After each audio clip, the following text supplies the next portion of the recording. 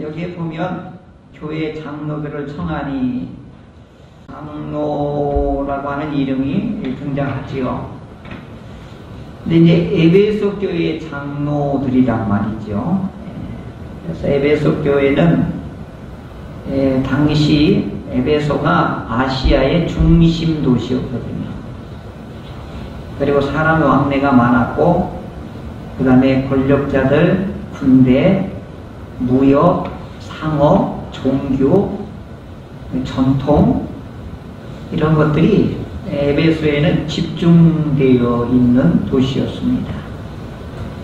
그리고 가장 활성화되어 있고 아주 왕성했던 종교는 아데미 신상을 모셨던 그 신전이 어마어마하게 크게 있었던 것이고, 그 신전을 중심으로 해서 그 도시의 상업, 그 다음에 문화, 사회적 이런 것들이 아데미 신전을 중심으로 이루어졌고, 군대는 로마가 이미 여기 와서 주둔을 하고 있었습니다. 그러니까 로마 군대가 이미 에베소를 점령하고 여기도 다스리고 있었을 때고, 그리고 이미 유대인들은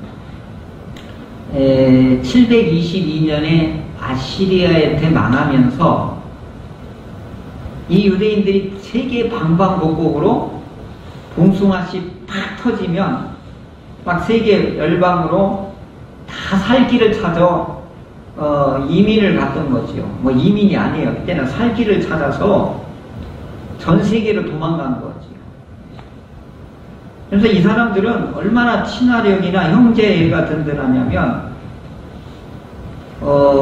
랍비의 교훈을 보면 형제를 돌보지 않으면 하나님의 저주가 있을 것이다.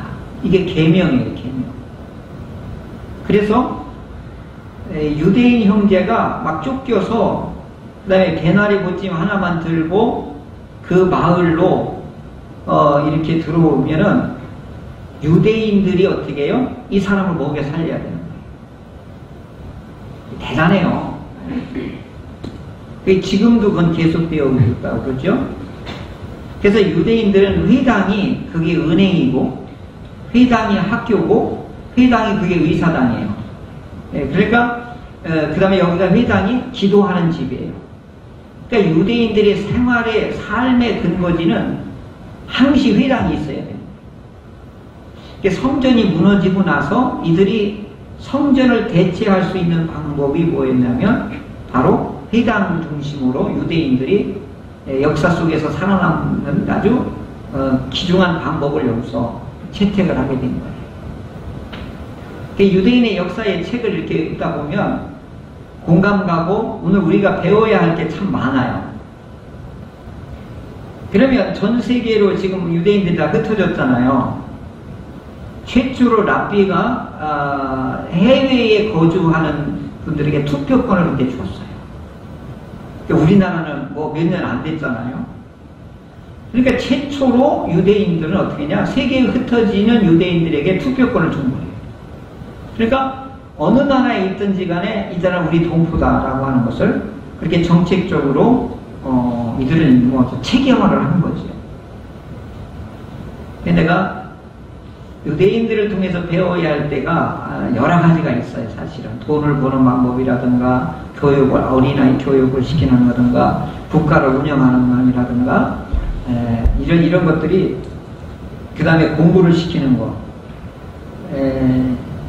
그래서 이 사람들은 얼마나 무섭냐면, 그러면 형제를 책임져 주는 것으로 끝나느냐? 아니에요. 만약에 내가 이제 물리학 박사가 됐어요. 그러면 내가 그 연구소 있잖아요. 물리학 연구소에 내가 이제 유대인이라고 있다고 하면 저 유치원 때부터 이 유대인은 우리를 교육을 했단 말이에요. 그러면 이 아이를 물리학해서 대학에서 졸업해서 사회에 나올 때까지, 사회에 나오면 이 직장으로 유대인들을 흡수하는 거예요. 무섭죠? 그래서 어떻게 끝까지 키워주는 거예요. 끝까지.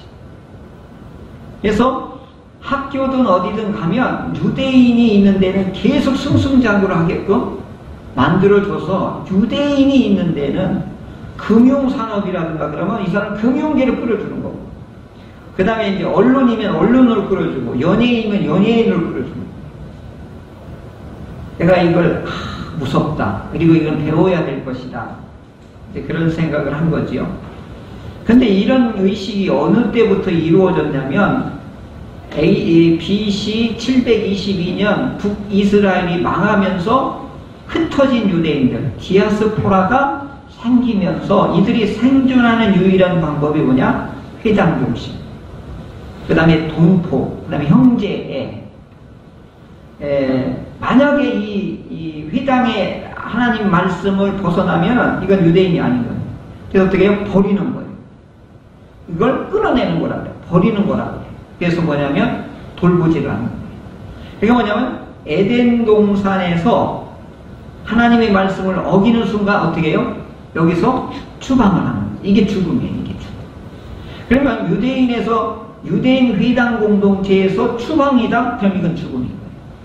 그래서 유대인의 신분을 박탈하는 거예요. 그리고 유대인이 보호를 안 해요. 이걸 제일 극심하게 겪었던 사람이 바울인 거예요. 그래서 오늘 여기서 나와요. 유대인의 관계, 여기 유대인의 관계로 말미암아 당한 시험, 이렇게 나와. 그러면 이들의 삶의 근거지를 만들어 주면은 이들이 또 해야 될 의무가 있어요.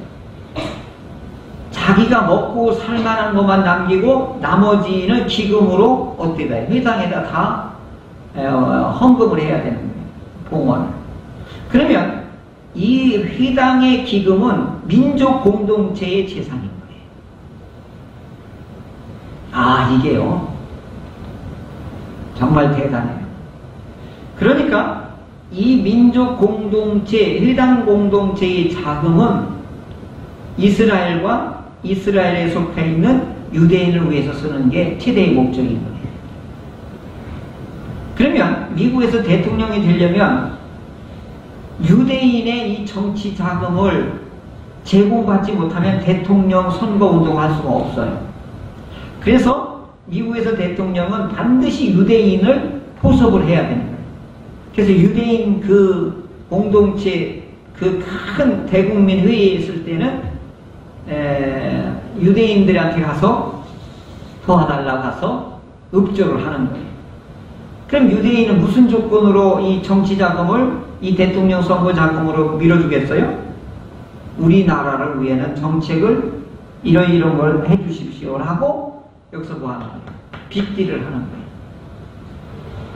그러니까 트럼프가 대통령 됐을 때 예루살렘 수도를 이 텔아비브에서 예루살렘 옮겨줬잖아요. 이건요, 역사를 뒤집어 놓은 거예요. 이거 굉장한 사건인 거예요. 그때 그 사위가 누구였죠? 출신이 유대인이었어요. 사위. 그러니까 유대인은 그 디아스포라 시대 때부터 흩어진 유대인들은 생존하는 방법이 뭐냐? 하나님 말씀 안에서. 두 번째, 하나님 말씀 안에 있다는 증거가 뭐냐? 형제예요. 그러니까 오늘도 이 왕에게 요구한 거 5가지 일어났는데 6가지인데 그건 다음에 설교하려고 오늘 빼놓은 거거든요. 너희들 형제 중에서 선택하라는 말이 이게 굉장히 중요한 거죠. 그래서 유대인들은 이렇게 에베소에서도 똘똘 뭉친 공동체였고, 자기 민족이 위험하다 그러면 정치 자금을 어떻게 해요? 로마하든지 당국자에게 그 유대 회당에 있는 기금을 사용하는 거예요.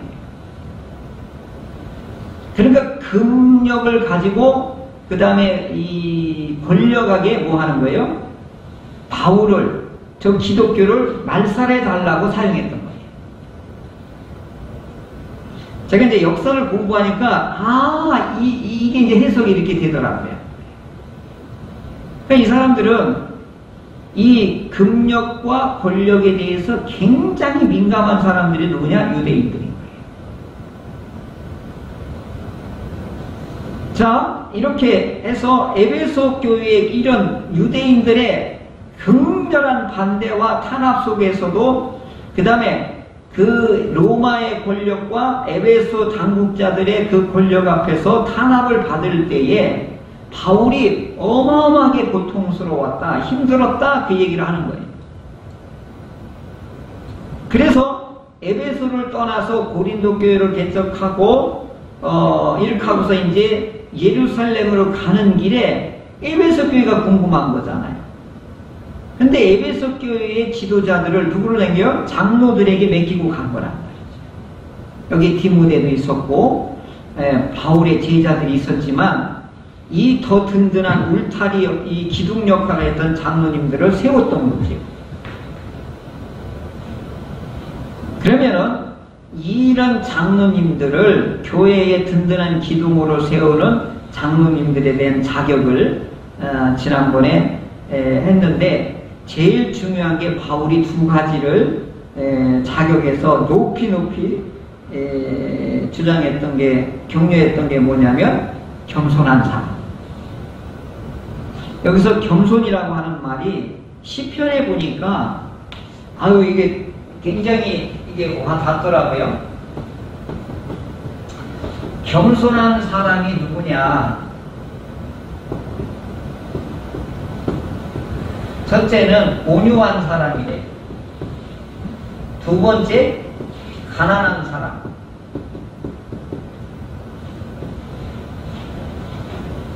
이게 겸손하고 이게 이제 같은 동의어로 쓰였고, 이 가난한 사람도 이 겸손함에 포함되더라고요. 그러면은 이 겸손한 사람은 뭐냐? 하나님을 의존하는 사람. 이게 시편에서는 이걸 피하는 사람이라는 말하고 단어가 똑같아요.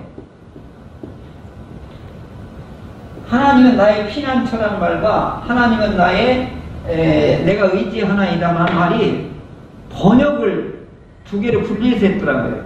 원 번호를 보니까 뭐냐? 피하는 자가 더 강세예요. 그러니까 피난처가 계속 나오는 건 뭐냐? 하나님은 나의 안전처라는 거죠.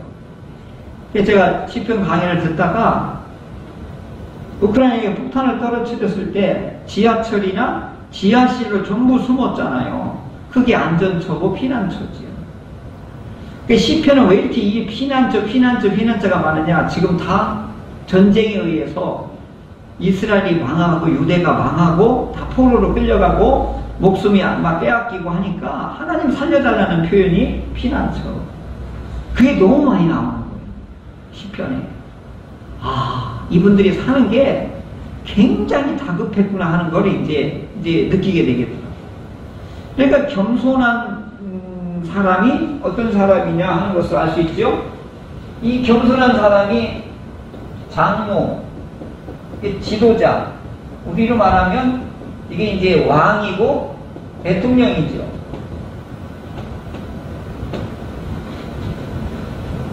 그 다음에 또 눈물이 있는 자. 아, 여기서 기가 막힌 목회관을 볼 수 있는데요. 장로님이 되려면 이 두 가지가 있어야 됩니다. 하나님을 절대로 의존하고 피하는 사람이 돼야 되고, 두 번째 뭐예요? 눈물이 있어야 돼요. 아들하고도 오늘 대통령 후보 누구를 찍을 거냐는 그런 얘기를 하면서 눈물이 없는 사람은 대통령 되면 안 돼요. 이게 성경상으로도 맞아요. 왜요? 뭐가 없어요? 긍휼이 없는 거예요. 그럼 무서운 거예요. 여기에 긍휼이 없는 사람에게 이 총과 칼을 쥐어주면 잔인한 지도자가 될 수 있어요. 무서운 거예요. 근데 이건 푸틴이 그런 것 같아요. 푸틴이. 사람의 생명을 전혀 귀하게 여기지 않아요. 어떻게 민간인한테 막 그 무서운 폭탄을 막 터뜨리냐고요. 그리고 이건 또 무슨 얘기를 했냐면 핵폭탄도 이건 같이 죽자는 얘기잖아요. 오늘 21세기에 새로운 괴물 같은 사람이 등장한 거예요. 선뜻선뜻한 거예요. 이 계시록에 보면 단과 마곡이 자꾸 나와요. 이게 한마디로 말하면 이건 비밀 용어거든요. 비밀 용어. 왜냐하면 하나님이 로마의 압제를 용과 마귀와 사탄으로 비유했거든요. 그래서 666인이 전부 암호로, 만약 직접 얘기했다면 어떻게 해요? 이거 불은 문서잖아요. 그러니까 뭐예요? 전부 암호로 이렇게 로마가 망할 거라고 하는 것을 전부 암호로 표현한 거거든요. 근데 여기에 보면은 암호는 뭐하고 연결되어 있냐면 666이니 마귀니 사탄이니 적그리스도는 전부 사탄하고 연결되어 있는 거잖아요. 이게 마곡, 곡 다 이게 또 마찬가지입니다. 그러니까 사람을 우리 왕 같은 제사장을 여기는 하나님과 버러지만도 여기지 않는 것은 뭐예요? 사탄밖에 없는 거예요. 사탄의 마음을 가진 지도자는 결국 뭐냐? 사람의 생명을 가볍게 취급하는 거예요. 이게 무서운 것이 되는 거예요. 그래서 제가 보면서 요한계시록이 점점 이루어지는 것 같아서 오늘 믿음을 우리가 나태하게 있었다는 큰일 나겠다는 생각이 듭니다. 내가 올 때 세상에 믿음을 보겠느냐? 왜 그래요? 아직 멀었어. 즐기고 자기가 원하는 것만 하는 거예요. 막 지금 심판의 불이 막 내려오는데, 아니 가운데 불이 막 내려오는데도 나 우리 집은 안 탈 거야 이렇게 하는 거하고 똑같은 거죠. 그래, 오늘 눈물이 없는 사람은 정말 무서운 사람이 될 수가 있기 때문에 이건 가정에서든지 직장에서든지 군대에서든지 회사에서든지 교회 안에서든지 어디에서든지 간에 눈물이 없는 사람은 일단 고침을 받아야 돼요. 내가 왜 눈물이 메말랐는지 분명히 상처와 아픔이 있는 사람이에요. 왜냐하면 사람은 지정의가 골고루 발달돼야 건강한 사람이 될 수 있는데 이 눈물이 나오는 이 정이, 애정이 메마른 사람에게는 복수심과 그것을 탈피해 보려고 하는 권력과 야망을 키우는데 전력을 다하기 때문에 이게 위험한 것이 되는 것이죠. 그래서 교회의 지도자가 될 수 있는 사람, 이 두 가지를 우리가 눈여겨보아야 된다고 하는 것이고, 이걸 확대해보면 나라 공동체의 지도자가 되려면 이 두 부분은 반드시 우리가 볼 수 있어야 된다.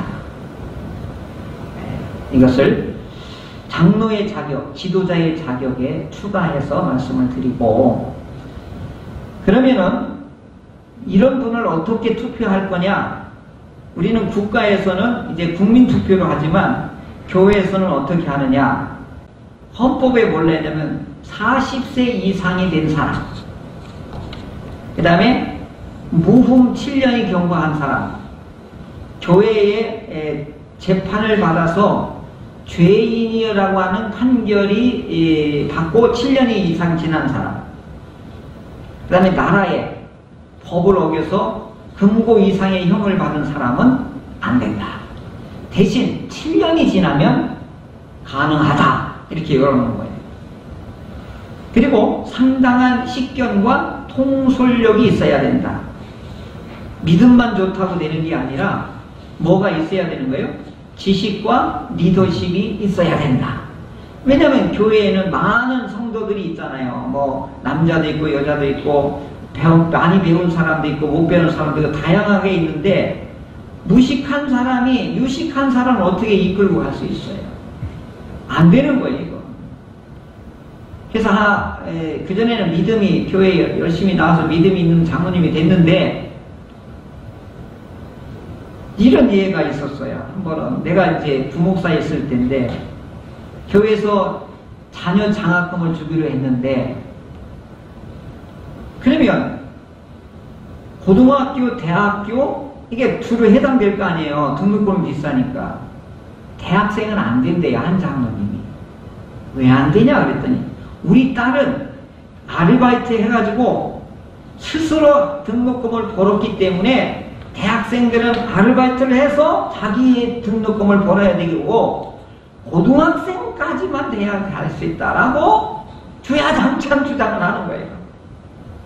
알고 봤더니 이분이 이제 대학이라는 이거를 이제 저 강원도에서 산골에서 아주 그냥 믿음, 오직 믿음 기도로만 했던 장로님이시라 이 사회 조직이나 이 회사나 이런 부분에서는 잘 모르시는 거예요.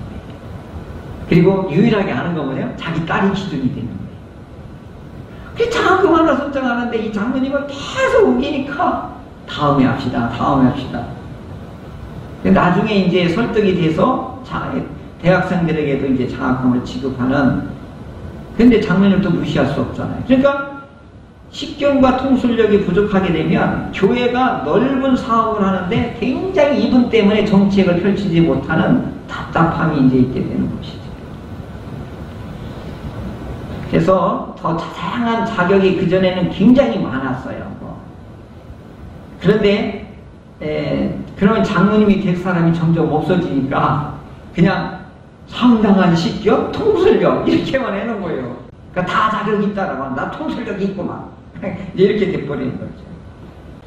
자, 그러면 40세 이상 된 부분으로서 무음하고 그 다음에 이제 이런 분이 자격이 됐다라고 하면 당회에서 오늘 우리 교회에서 장로님을 2분을 뽑겠다고 하는 결의가 있어야 돼요. 이제 교회에서 장로님을 세웁시다. 그럼 당회에 결의가 있어야 되고, 그 다음에 우리 교회에서 장로님을 2분을 이제 선택하려고 하니까 노회에다가 허락을 청원해야 돼요. 그러면 노회에서 허락이 되면 이제 그러면 노회에서 허락이 떨어지면 어떻게 해요? 공동의회를 모여서 여기에 참석한 분 3분의 2의 찬성을 얻어야 돼요. 3분의 2. 그러니까 이 지금 3분의 1을 얻기가 하늘의 별 따는 것부터 어려운 거예요, 이제. 교회마다. 그리고 이때 3차까지 실시를 할 수 있는데 3차까지도 안 되면 무효가 돼버리는 거예요. 그래서 그러면 누구가 할 수 있느냐 할 때 이제 당회에서 추천할 수 있다. 배수 공천할 수 있다. 여기까지 이제 열어놓은 거예요. 왜냐하면 몇천 명 되는 교회는 누가 누군지 모르잖아요. 그래서 당회에서 11조 했느냐, 주일성수 했느냐, 봉사 했느냐,